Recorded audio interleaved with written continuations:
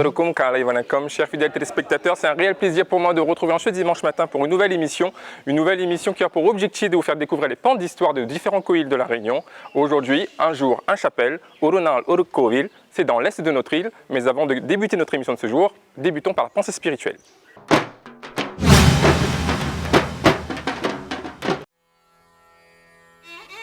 L'homme idéal est celui qui, au milieu de l'activité la plus intense, sait trouver le silence et la solitude du désert.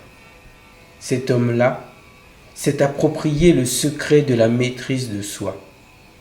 Swami Vivekananda.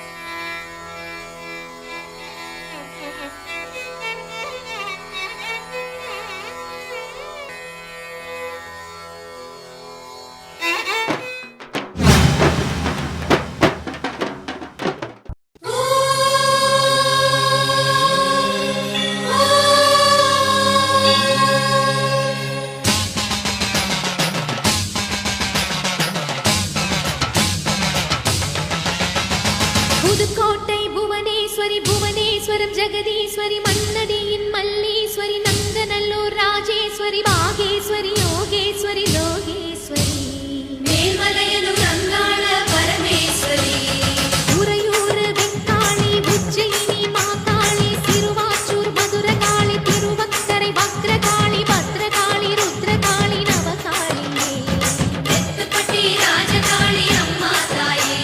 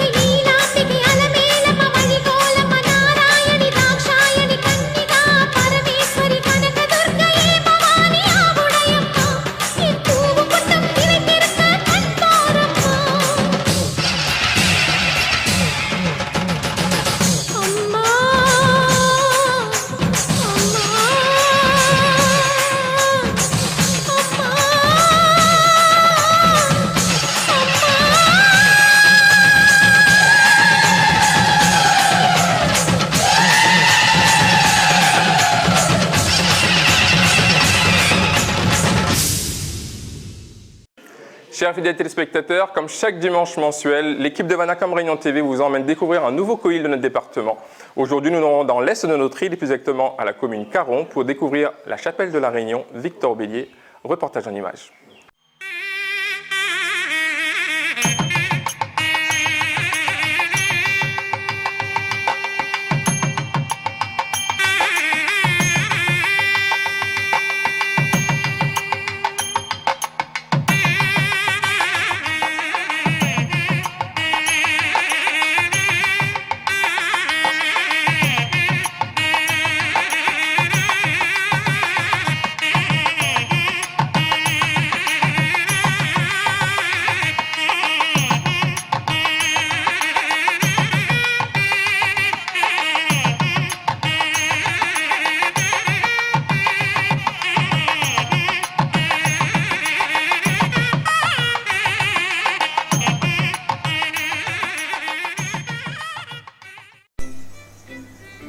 À Sainte-Suzanne, vers Commune Caron, la route qui sillonne les terres cultivées de cette zone agricole a conduit l'équipe de Vanacam Réunion TV dans un temple qui est consacré à Viramankali. Cette divinité représente l'énergie, c'est une représentation de la forme de Shakti. Il s'agit du temple du coïl Victor Bélier.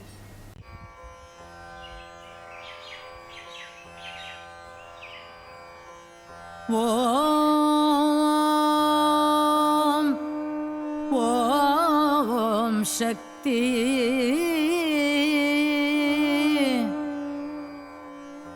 Om Shakti என்பவர் உண்மை கண்டார்.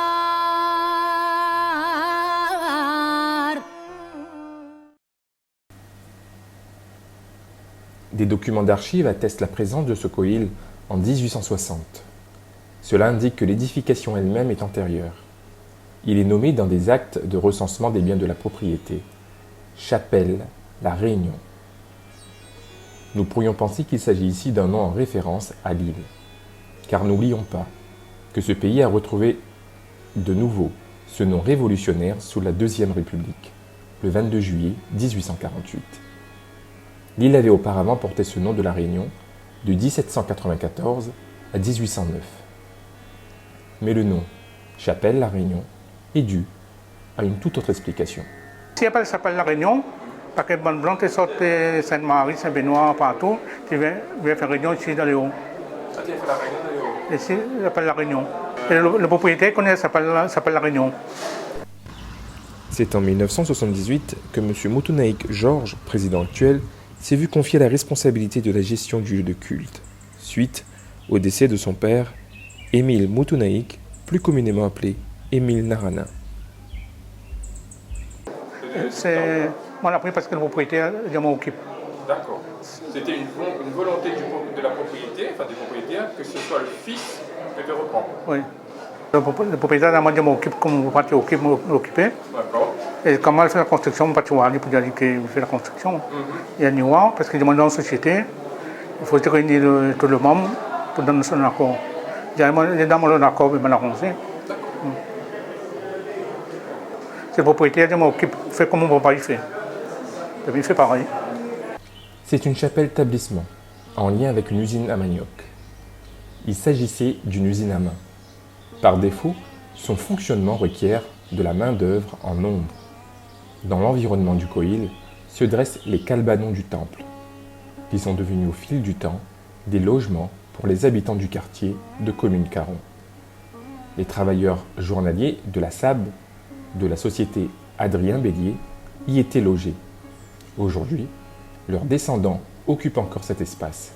Certains d'entre eux sont même devenus des propriétaires et fréquentent toujours le coïl de Victor Bélier. La société SAB. SAB veut dire que la société Adrien Bélier.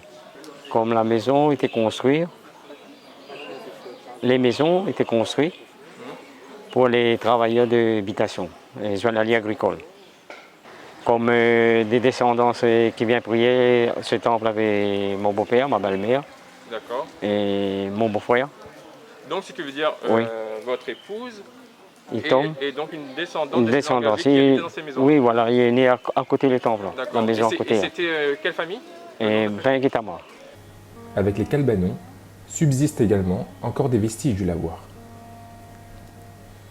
À la base, Adrien Bélier, gros propriétaire terrien, possédait des terres de Bois-Rouge jusqu'à Saint-Benoît. Comme la société Adrien Bélier, il n'y avait pas que ici en haut, le Victor Bélier, la basse-cour, avait le Mainciol, Beauvallon, Désert, Bocase, Bacatel. Et après, il y avait 3 frères. 3 frères, c'est à Saint-Isonne. Sur ces territoires se trouvaient le Coïl de Bois-Rouge, de Dambière, Victor Bélier, celui de Beauvallon, celui de Manciol également. Si on regarde ces archives, il était propriétaire du Temple de l'Union. Dans le paysage réunionnais, cette chapelle fleurit comme un symbole de cette présence ancienne d'Indiens. Main-d'œuvre d'engagés dans le labeur de l'usine et engagés à la pratique de l'hindouisme. Comme partout où se sont expatriés des Indiens, il leur fallait construire une chapelle, un coïl, un lieu de dévotion. L'enjeu est de taille, car le bénéfice est d'ordre social avant tout. Se retrouver en travailleur indien, mais aussi en lien avec la tradition ancestrale de la pratique religieuse. Monsieur Subaya Kamachi nous fait part de son histoire, notamment son lien avec ce coïl. Je suis l'un des petits-fils de M. Moutama Emmanuel. Je m'appelle Hyacinthe Subaya Kamachi Arigelou. Mon grand-père est l'une des personnes qui a fait partie du groupe des familles qui ont construit le temple à l'origine. Mon grand-père était le commandeur des établissements de Victor Bélier. Et donc, il a fait partie des personnes qui ont construit le temple. Après, ce temple, d'après mes souvenirs, d'après les renseignements que j'ai eus, ce temple était en paillote avec feuilles de canne dessus. Donc, au fur et à mesure, il y a d'autres personnes qui sont venues, qui ont amélioré ce temple en apportant du matériel, en apportant une construction meilleure et tout au long des années, ça a été amélioré au fur et à mesure. C'était des personnes avec de très faibles moyens, donc le but c'était de prier et de continuer leur traditionnelle cérémonie dans l'année et disons l'habitation, disons la construction n'importait peu. La première divinité de la chapelle La Réunion a été Veeramakali, vers le milieu du XIXe siècle. L'histoire dit que le Murestanam, la pierre, le Kalu de Kanali, fut mis en place par un engagé qui travaillait la terre. Un jour, en état de transe, il prit ce Kalu, qui était immense, et la ramena au coïl pour le poser à cet emplacement précis où se trouve encore actuellement la divinité de Murestanam, Veeramakali.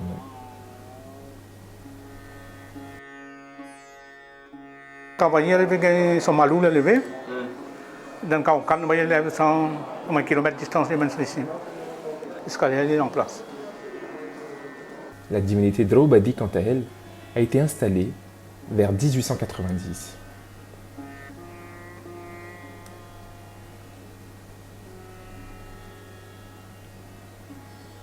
La divinité Karli était dans une paillote. En 1960, des témoignages donnent comme indication que le temple était couvert de paille. Après, ce temple, d'après mes souvenirs, d'après les renseignements que j'ai eus, ce temple était en paillote avec feuilles de canne dessus. Donc, au fur et à mesure, il y a d'autres personnes qui sont venues, qui ont amélioré ce temple en apportant du matériel, en apportant une construction meilleure. La construction, tout en tôle, date de 45 ans environ, vers 1977. Le mur et le béton arriveront plus tard. La mémoire populaire indique également que le temple n'était pas représenté de la manière qu'on l'a connu il y a une quarantaine d'années. C'était une forme pyramidale. La dernière rénovation, dans un style purement dravidien, a débuté en 2015 et a été achevée en 2019, en accord avec le propriétaire du terrain. La particularité est que les fidèles, en faisant le tour de ce koil, peuvent voir les différentes étapes clés de l'épopée du Mahabharata, le Bhagavatam, sculpté. Un travail remarquable qui mérite d'être souligné pour son caractère pédagogique. Les statues de bois ont été également associées à cette rénovation. Deux grandes phases sont identifiées. D'abord, les artistes indiens chargés de ce travail minutieux ont préparé le bois par des travaux de réparation, de collage. S'ensuivit la décoration avec les colorants et peintures. Les premiers résultats sont stupéfiants. Des lignes de force et des traits fins donnent plus de brillance à ces statues de bois. Au sein de ce koil, l'enseignement du Mahabharata, Mahabharatam, le 5e Veda, est aussi donné. Un jeune, M. Thomas Parvedi, y joue un rôle important. Je suis assistant côté trésorerie, aussi assistant côté tout ce qui était secrétariat. Et entre autres, j'aide mon tonton, Georges Montonaïque, à raconter l'histoire. L'histoire du Mahabharata. Donc en fait, depuis que je suis venu, c'était mon tonton qui racontait l'histoire du Mahabharata, Bhagavatam ici à La Réunion. Et en fait, pourquoi cette histoire-là est pour moi importante, c'est que ça retrace grosso modo tout ce qu'une personne peut vivre dans sa vie. Mahabharata, un peu différemment du Ramayana. Ramayana, c'est vraiment plus centré entre deux classes d'êtres, les humains et les démons. Mais Mahabharata, c'est vraiment centré sur le combat dans une même famille. Mahabharata, c'est vraiment l'histoire des Pandavas et des Kaurava qui font partie de la même famille, mais on voit que la jalousie sur une des familles a engendré la grande guerre du Mahabharata. Quand je regarde par exemple dans différentes traditions religieuses, que ce soit par exemple pour les chrétiens, pour les musulmans, ils ont à chaque fois la parole de Dieu, que ce soit la Bible, le Coran. Et nous en fait, grâce à cette période de marche sur le feu, on a l'occasion justement de, comme vous l'avez dit, de parler du 5e Veda, qui est beaucoup plus accessible, où justement on traite directement des problèmes qu'on rencontre dans la vie. À chaque passage du Mahabharata, forcément il y a un lien avec notre vie. Et donc c'est pour ça que je trouve que c'est très important de pouvoir rappeler à tout le monde, quelles que soient les générations, cette sagesse qui, si on ne la retransmet pas, est perdue. Et bien, c'est que sur le temple lui-même, grosso modo, on reprend l'histoire depuis le début. Dès que vous arrivez là-bas, en fait, les premières images que vous allez voir, c'est Shri Vyasa avec Shri Ganesh qui est en train de composer le Mahabharata. Et ensuite, plus on tourne autour du temple, plus en fait on raconte une des parties. Et une des parties principales pour nous, c'est vraiment sur la première façade. On voit Shri Krishna enseigner la Bhagavad Gita à Arjuna.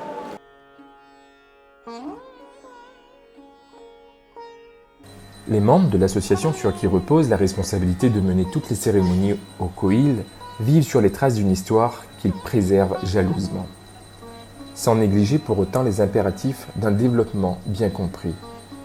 Chacun insiste sur un modèle de cérémonie hérité depuis le début et qui fait l'objet d'une transmission de prêtre en prêtre. Bien que l'architecture a évolué pour s'adapter à une dravidianisation voulue et contrôlée, cette évolution ne s'est opérée uniquement que la structure physique du lieu du culte. Les pratiques n'ont que peu varié depuis les premiers officiants, assurant ainsi une préservation authentique de ce qui a été légué. Le président actuel place toute sa confiance avec la nouvelle génération, une équipe de jeunes dynamiques, notamment en la personne de M. Nicolas Moutonnaï. Déjà, c'est un honneur à moi d'officier dans un temple établissement comme ça. J'ai 38 ans. J'ai toujours été manœuvre, j'ai nettoyé quand tu fais un bichigum, tu commences par nettoyer, on apprend à faire un bichigum, étape par étape, nous avons avancé jusqu'à temps qu'on apprend un petit peu la prière, tout ça. Aujourd'hui, c'est un grand honneur d'exercer d'officier d'un temple comme ça. Pour moi, pour ça, c'est un honneur immense. Ça a toujours été comme un rêve, il réalise si vous faites en tant qu'officiant.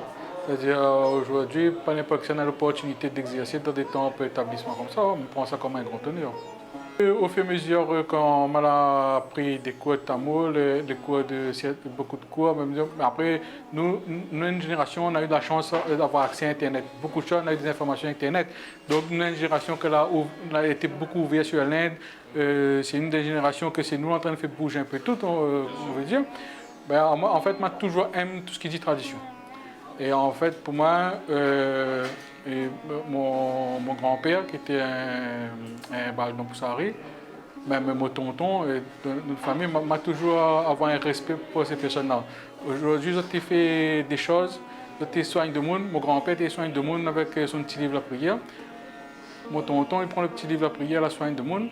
Aujourd'hui, ça n'a pas changé quelque chose qui marche déjà. Pour moi, le rituel est important de garder ce patrimoine que nos ancêtres laissent pour nous. Jamais me va changer, je dis jamais, je vais essayer un maximum de ne pas changer ce rituel pour garder cette tradition réunionnais. Mais en tout cas, moi, il est content qu'il y ait des évolutions dans les cérémonies aussi. Comme ça, c'est des cérémonies, les bien que nous apprenons des choses, mais en fait, il faut quand même dans le temps, il reste ancien. Comme ça, nous donnons encore ce souvenir de perpétuer la bonne tradition. C'est un très grand respect parce que nous ne pouvons pas aujourd'hui, parce que nous avons un petit peu plus de connaissances, c'est pas parce qu'on a appris quelque chose qu'on doit mettre en pratique directement. Moi, j'adore la religion et j'adore beaucoup la culture et au niveau religion, je regarde d'ailleurs Vanacom, Télé Créole, toutes les émissions, j'adore les Poussari quand ils parlent parce que m'instruit à moi de ça. Mais c'est pas pour ça que je change mon rite. Le rite que nous avons ici, il n'a pas été changé. Moi, je n'ai vu que mon tonton exercer. Et pour moi, il marche comme ça, et c'est très bien comme ça, mais il ne change pas rien. Sans pas moins officiant, parce que il est toujours entouré, c'est-à-dire on a toujours le pilier il est là, tonton est là, M. Moutouna Georges est là, il accompagne à nous, présent des anciens importants. Et nous, quand nous démarrons notre cérémonie, les anciens sont là, nous sommes confiants. C'est-à-dire, moi, je démarre une cérémonie aujourd'hui, Victor Bélier, et il est confiant parce que je connais les autres là à côté de moi. Ouais, c'est pas comme si je m'imagine un goulou là, moi les autres là en personne, je vois les autres là à côté de moi. Donc, c'est mon frère, c'est mon frère. En tout cas, ce que je suis sûr, c'est qu'il aura toujours un grand respect envers la cérémonie, tout ce qui dit tradition, tout ce qui dit rituel, ça c'est une affaire que tant qu'on aura l'occasion, c'est pour pas dire jamais. Mais il va garder ces rituels, ces traditions. Durant ce reportage, nous avons eu l'occasion d'échanger avec une mémoire vivante en la personne si attachante de M. Astourne Maurice, âgé de 91 ans, et qui nous plonge dans ses souvenirs d'antan. Elle s'appelle Malagodi, on s'appelle. Mon monté envoyé à nous, mais ça va lui faire une badamini, badine, ça roule de l'eau. Ça s'appelle la pointe de l'eau. La lisse a tapé, nous avons un peu de bois. Après, pour gagner un bout de coco. Ah oui, coco, banane. 3 bananes, ils mettent comme ça, 3. Si. Ça prend plus. Coco, il casse. N. Et aujourd'hui, combien d'années attendent aujourd'hui, voit tout ça là, comment elle est bien. Quand ça, ils sortent, ça se met deux là. Et après, coco, il casse coco devant la roue. Vous ne gagnez pas un bout comme ça. Vous le plus fort, vous mettez en matière. Pour gagner un bout comme ça. C'est moi la vie tout ça là, moi. Un cadre de confiance, de respect, de cela est au cœur de la vie de ce Koil. Un proverbe hindou n'affirme-t-il pas ceci? Sois exemplaire devant les tiens, et tes enfants imiteront ton exemple.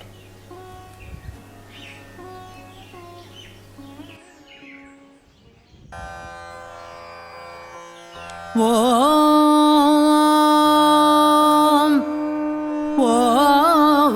Shakti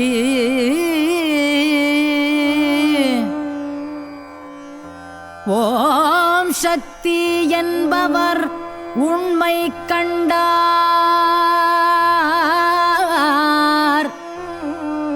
சுடர் உண்மை கொண்டார் உயிர் வள்மை கொண்டார் சக்தி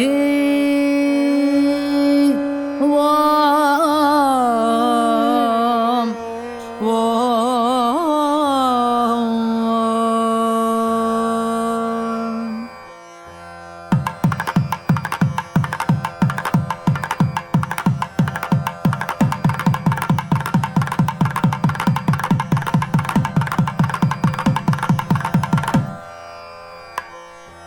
Om Shakti Om Shakti Om Parashakti Om Shakti Om Shakti Om Om Shakti Om Shakti Om Parashakti Om Shakti Om Shakti Om Om Shakti Om Shakti Om Parashakti Om Shakti Om Shakti Om Om Shakti Om Shakti Om Parashakti Om Shakti Om Shakti Om Ganapatirayan அவனிரு காலை பிடித்திடுவோம் குணமுயர்ந்திடவே விடுதலை கூடி மகிழ்ந்திடவே கணபதிராயன் அவனிரு காலை பிடித்திடுவோம் குணமுயர்ந்திடவே விடுதலை கூடி மகிழ்ந்திடவே Om Shakti Om Shakti Om Parashakti Om Shakti Om Shakti Om Om Shakti Om Shakti Om Parashakti Om Shakti Om Shakti Om சொல்லுக்கடங்காவே பராசக்தி சூரத்தனங்களெல்லாம் வல்லமை தந்திடுவாள் பராசக்தி வாழி என்றே துதிப்போம் சொல்லுக்கடங்காவே பராசக்தி சூரத்தனங்களெல்லாம் வல்லமை தந்திடுவாள் பராசக்தி வாழி என்றே துதிப்போம் ஓம் சக்தி ஓம் சக்தி ஓம் பராசக்தி ஓம் சக்தி ஓம் சக்தி ஓம் ஓம் சக்தி ஓம் சக்தி ஓம் பராசக்தி ஓம் சக்தி ஓம் சக்தி ஓம்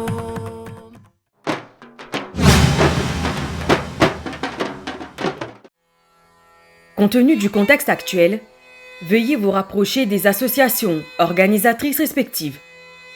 Lundi 10 mai, Amavasai, Puja pour les défunts. Mercredi 12 mai, Kartikei, Puja pour Muruga.